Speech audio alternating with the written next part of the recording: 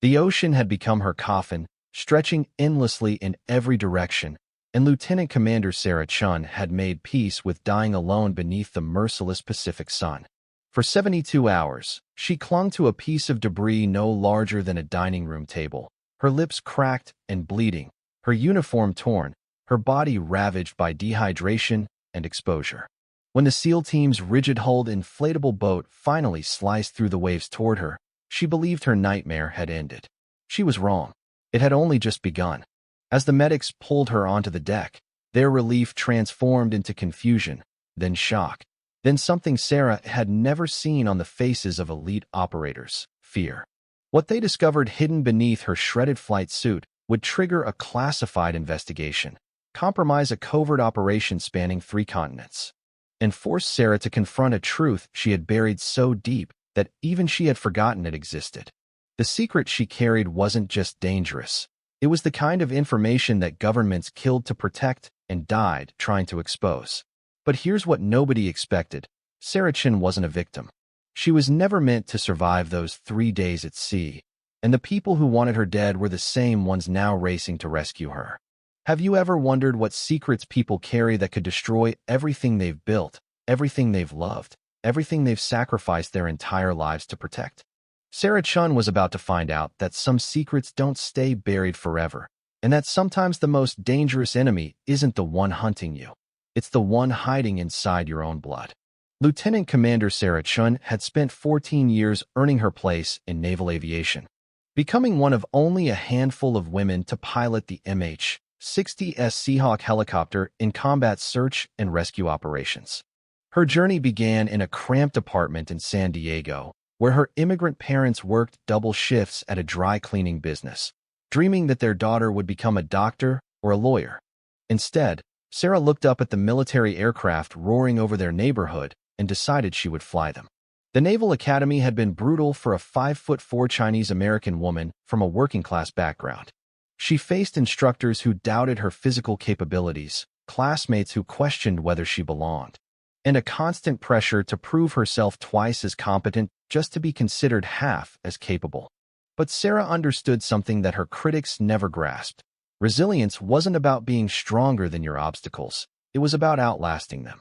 She graduated in the top 15% of her class, earned her wings, and deployed to the Persian Gulf 3 times before her 30th birthday. Her commanding officer, Captain Marcus Webb, recognized her potential immediately. He selected her for increasingly dangerous missions, pushing her capabilities while protecting her from the political machinations that plagued female officers in combat aviation. Under his mentorship, Sarah developed into a pilot of exceptional skill, known for her calm demeanor under fire and her ability to extract wounded personnel from situations that seemed impossible. She earned the Distinguished Flying Cross after rescuing 12 Marines from a crashed convoy in Afghanistan, hovering her helicopter in a narrow canyon while enemy fire peppered the aircraft's fuselage. That mission cost her 2 crew members and left her with shrapnel scars across her left shoulder, but it cemented her reputation as someone who would never leave a fellow service member behind. What her colleagues didn't know was that Sarah carried a burden far heavier than combat trauma. Her mother had passed away during her second deployment, a heart attack that struck without warning while Sarah was extracting a wounded special operations team from a compound in Syria. She learned about the death via satellite phone, standing in the desert with blood still wet on her flight suit, and something fundamental shifted inside her that night. Sarah began taking risks that bordered on reckless, volunteering for missions that other pilots declined, pushing her aircraft beyond its operational limits. Some called it bravery. Others recognized it for what it was: a woman trying to outrun her guilt, searching for redemption in the only language she understood: service, sacrifice, and the thunder of rotors cutting through hostile skies. The mission that would change everything began with a routine briefing aboard the USS Theodore Roosevelt.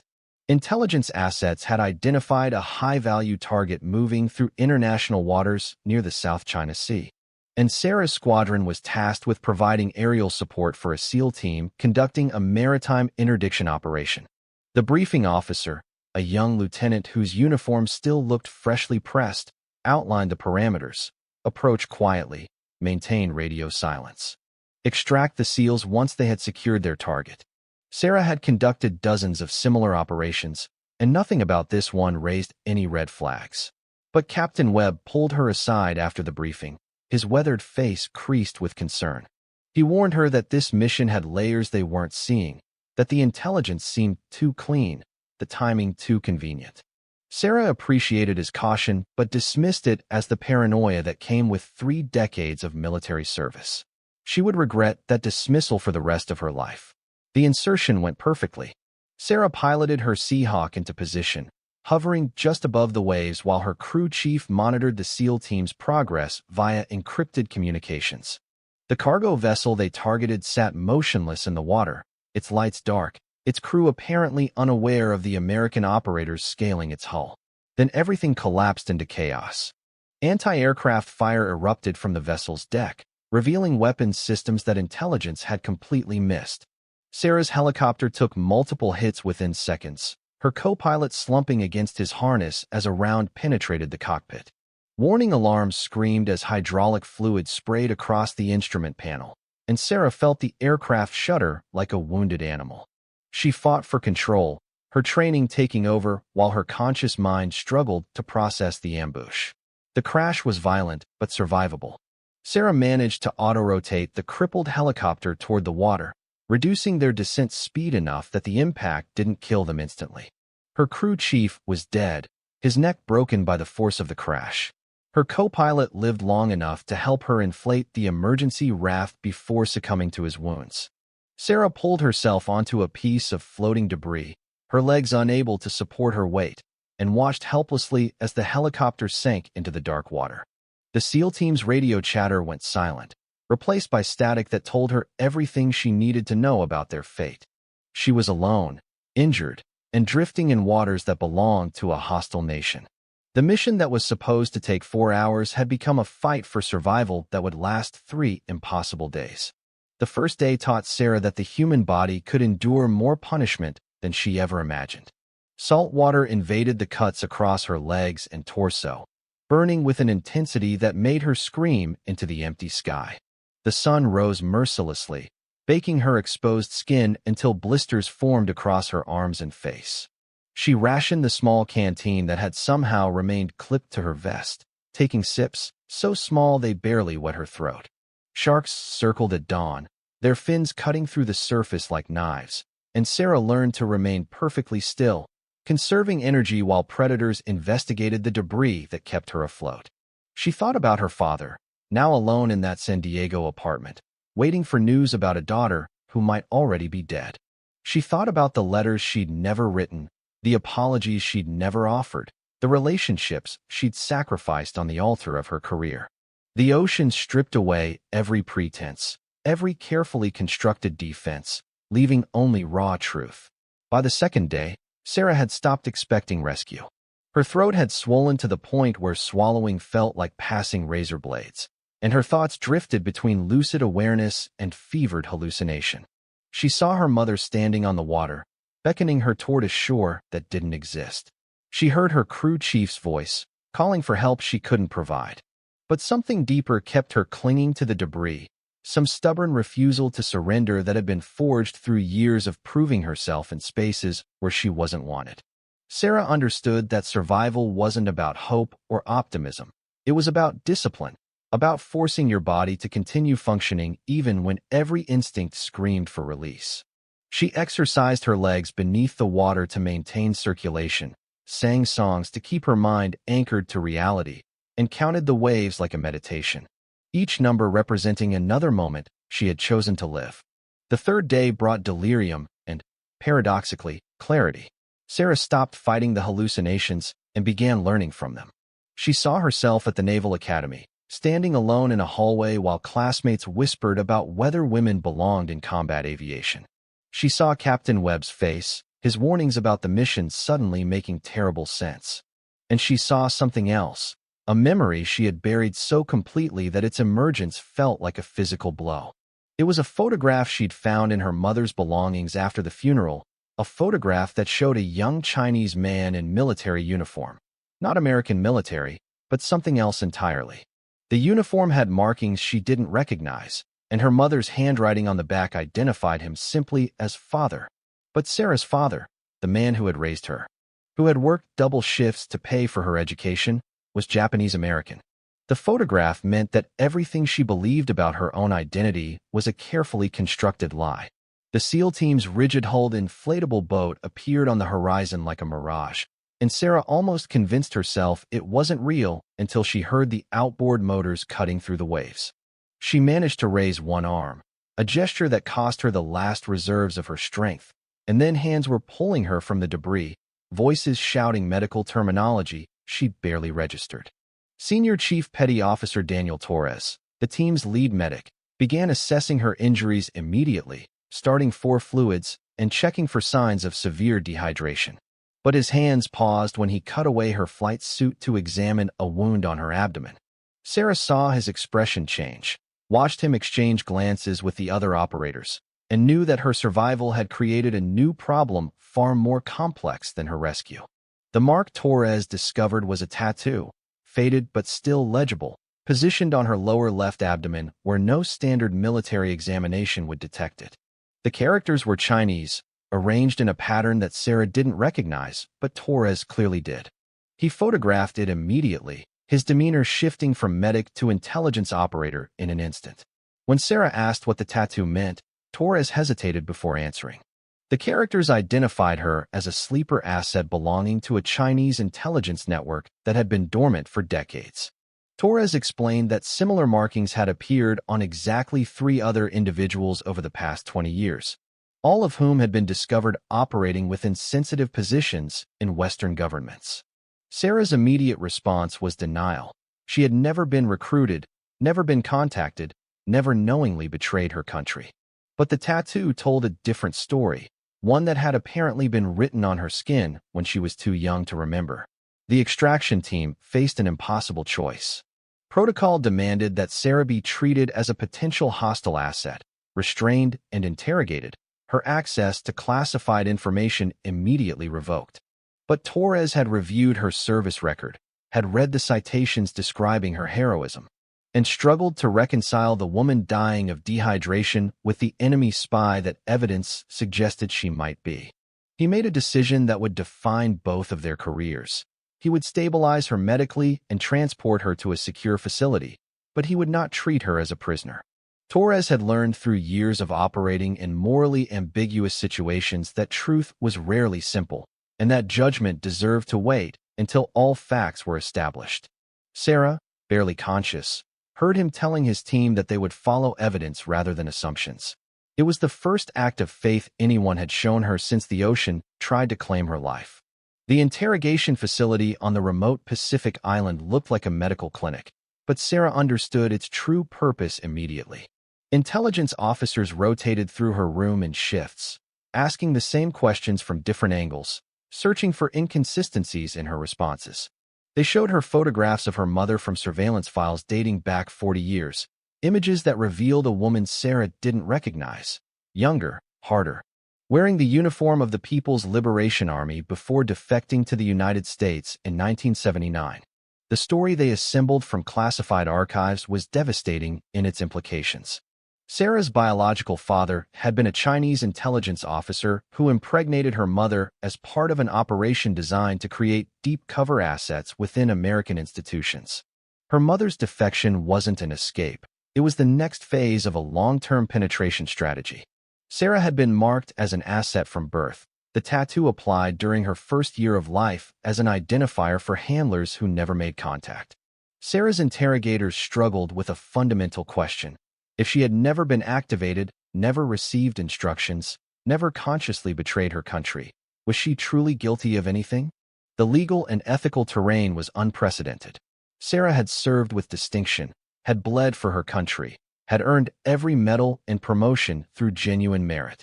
Her mother had apparently abandoned the mission decades ago, cutting all contact with Chinese handlers and raising her daughter as a genuine American. The tattoo remained, a permanent mark of an operation that seemingly never occurred, and yet its very existence created questions about every piece of classified information Sarah had ever accessed. She watched her career, her identity, everything she had built over 14 years, dissolve into suspicion and bureaucratic uncertainty. Captain Webb arrived at the facility on the fourth day, having pulled every string available to a senior officer who had spent 30 years accumulating favors. He sat with Sarah in the Stark interrogation room and told her something that the intelligence officers hadn't. Her mother had contacted the FBI 6 months before her death, seeking to confess everything and secure her daughter's future. The heart attack struck before the meeting could occur, leaving Sarah trapped by circumstances her mother had tried desperately to resolve. Webb had known about the approach. He was the FBI's point of contact within the Navy and had been protecting Sarah ever since, ensuring she was assigned to missions that kept her away from the most sensitive intelligence. The ambush that killed her crew wasn't coincidence. Someone had discovered what Sarah's mother intended to reveal and had arranged for all the evidence to disappear beneath the Pacific Ocean. The investigation that followed exposed a conspiracy reaching from Beijing to Washington, implicating officials on both sides who had profited from maintaining secrets that should have been revealed decades ago. Sarah testified before classified congressional committees, submitting to polygraph examinations that confirmed everything she had told her interrogators. She was not a willing asset, had never received instructions, had never betrayed her country. The Chinese characters on her abdomen were a mark of ownership applied to a child who had no say in her fate, not evidence of espionage. The Pentagon, facing enormous political pressure, chose to believe her, not because they were certain of her innocence, but because condemning a decorated combat veteran based on a tattoo she didn't know she had would create problems far larger than those it solved. Senior Chief Torres became an unlikely ally throughout the process, testifying about his initial assessment of Sarah and advocating for her treatment as a victim rather than a perpetrator. He explained to congressional investigators that intelligence work had taught him to recognize genuine confusion, and Sarah's response to discovering her tattoo carried all the markers of authentic shock. His testimony proved crucial in shifting the narrative from treason to tragedy, from a spy unmasked to a woman betrayed by circumstances beyond her control. Torres and Sarah developed a professional respect that gradually became friendship, bound by their shared experience of navigating impossible moral territory. The final resolution came 6 months after Sarah's rescue, delivered in a classified briefing that would never appear in any public record. She was cleared of all suspicion, her service record preserved, her security clearance reinstated. But the Navy offered her something else, an honorable discharge with full benefits, an opportunity to walk away from a career that would forever be shadowed by questions she couldn't answer. Sarah stood at a crossroads that tested everything she believed about herself, about duty, about the meaning of service.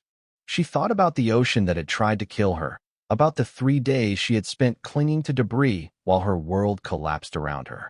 She thought about her mother's secret, about the photograph of a biological father she would never meet, about the tattoo that would mark her skin until the day she died. And she made her choice. Lieutenant Commander Sarah Chun chose to stay. She returned to flight status 18 months after her rescue, assigned to a training squadron where she would shape the next generation of naval aviators. The questions about her past never fully disappeared, but Sarah learned to carry them alongside everything else: the loss of her crew, the death of her mother, the revelation that her entire identity had been built on foundations she never understood. She discovered that identity wasn't about where you came from or what was written on your skin. It was about the choices you made when nobody was watching, the values you upheld when everything conspired to make you abandon them. Her story became classified legend within the special operations community, a reminder that heroism and tragedy were often inseparable, that the people we trust most sometimes carry secrets they don't even know they possess. Senior Chief Torres eventually retired from the SEAL teams and wrote Sarah a letter expressing what he couldn't say during the investigation, that her courage during those 3 days at sea, her refusal to surrender to the ocean or to despair, had reminded him why he became a military operator in the first place. Sarah kept that letter in her flight bag, alongside the photograph of the man in the Chinese uniform, reminders that truth was complex and survival was never about pretending otherwise. Captain Webb offered her the wisdom that guided her remaining years of service. The measure of a warrior isn't found in the secrets they keep, but in the integrity they maintain when those secrets are finally revealed. Sarah Chun had been lost at sea for 3 days, had been betrayed by people she never knew, had been marked before she could walk as someone else's weapon. But she had also been found, not just by the SEAL team that pulled her from the water, but by herself, in the crucible of circumstance where everything false burned away and only truth remained. Her story proves that we are not defined by the circumstances of our birth, but by how we respond when those circumstances threaten to destroy everything we've become.